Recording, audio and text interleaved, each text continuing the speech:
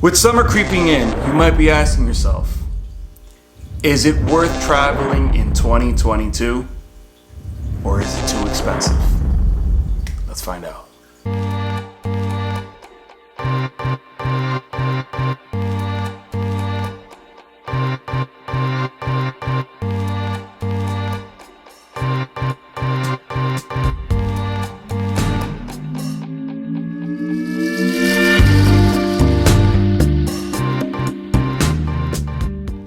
Hello my beautiful people, welcome to my channel. If you have not subscribed to this channel, please make sure to subscribe right now.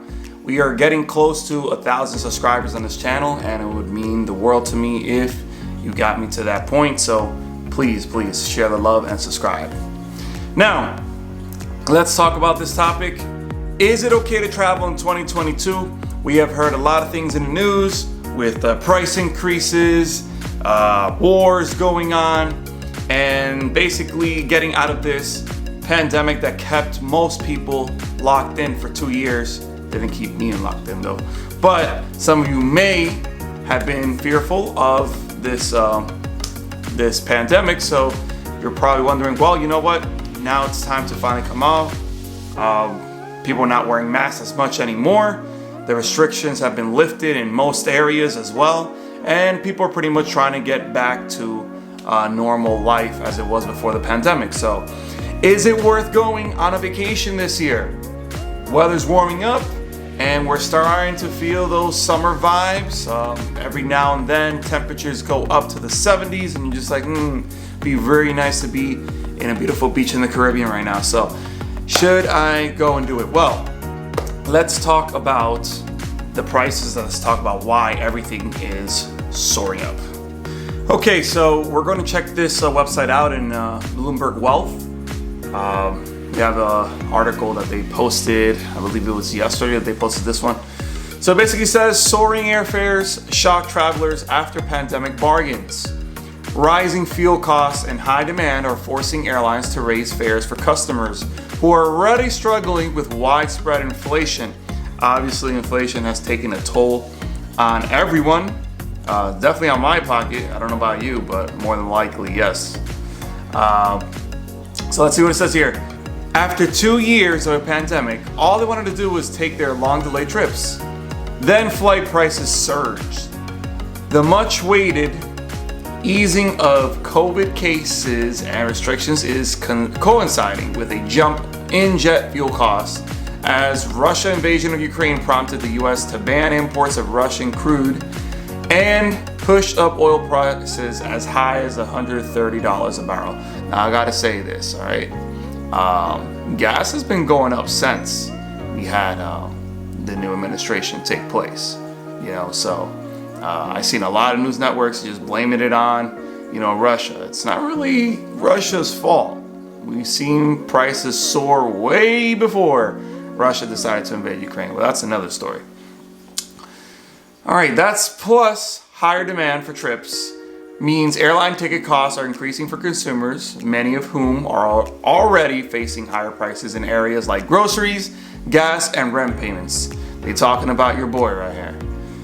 And since some airlines lock in the price of jet fuel months in advance, experts say the worst may be yet to come. Do you hear that?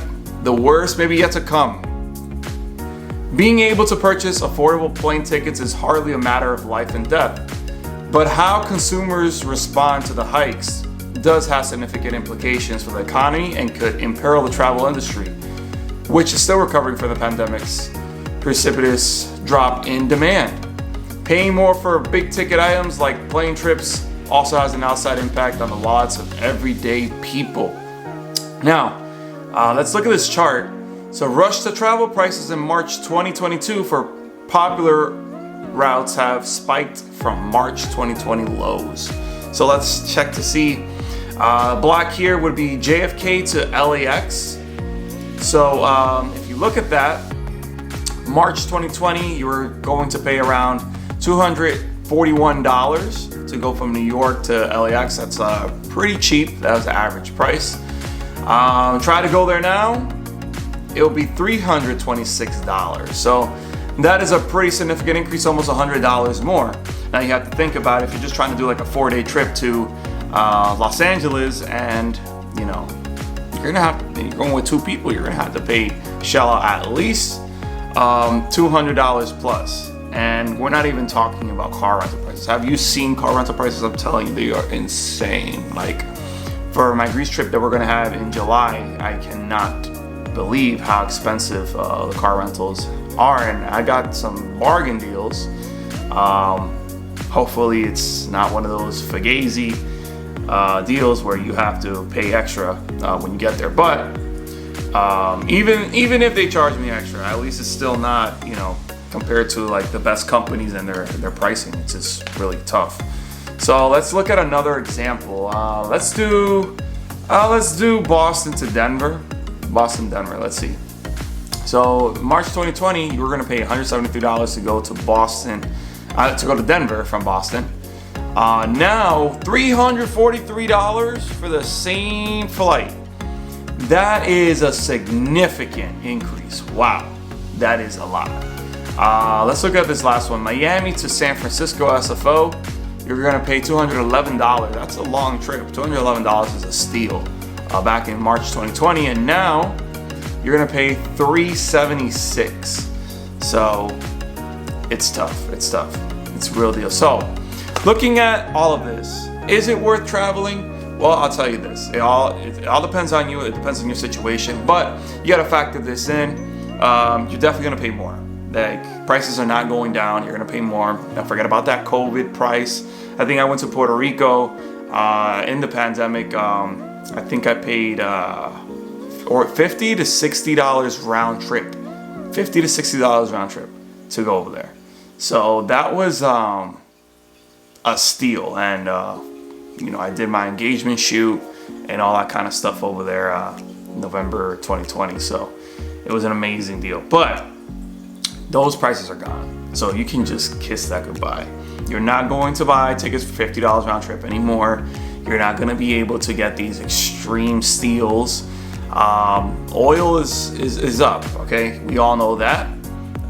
This Russia-Ukraine situation hopefully dissolves quick, but it's a problem too, okay? And simply inflation. Things cost more. So will we ever get back to that point where things are going to cost less? I don't think so. Usually the track record with inflation is that things go up and they stay up. And then we all have to adjust to those new prices. And God forbid something happens in the future where we continue spending more money in the country, then it's just going to continue going up. So it's tough. It's pretty much tough to decide if you can go on vacation. But I'll tell you this, all right? Instead of trying to do maybe 3-4 trips a year, because there's many people that do that, I raised my hand for that one. That was what I was doing before. Why don't you just bring it down to 1 to 2 trips? Maybe 1 major trip and 1 mini trip.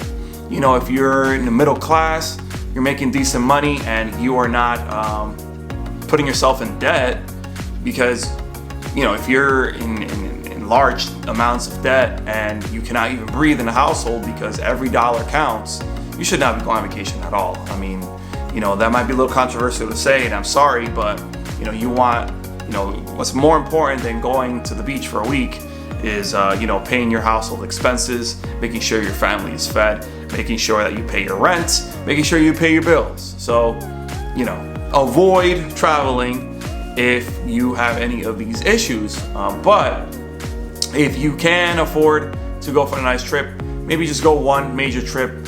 Try to maybe get some things for free. Like for example, if you see this last video that I made, you will see there where I explain how I go to Greece for free. So maybe you can do that too. So try to do that. And here's another tip that I would give for you guys, okay? Here's another tip that I would give you guys. Stay local. Stay local. Depends where you are too. I mean, some people might live in a very isolated state where you just want to go somewhere where there's some life, right? But there's beauty in every state. I always say that there's beauty in every state. In New Jersey, we are blessed to have the shore, so Maybe it's not a Caribbean crystal clear turquoise water, powdery soft white sand beach, but we do have pretty good coastline here in New Jersey, and you know, if you want to get a suntan, you can get a suntan here in the summer, no problem, right?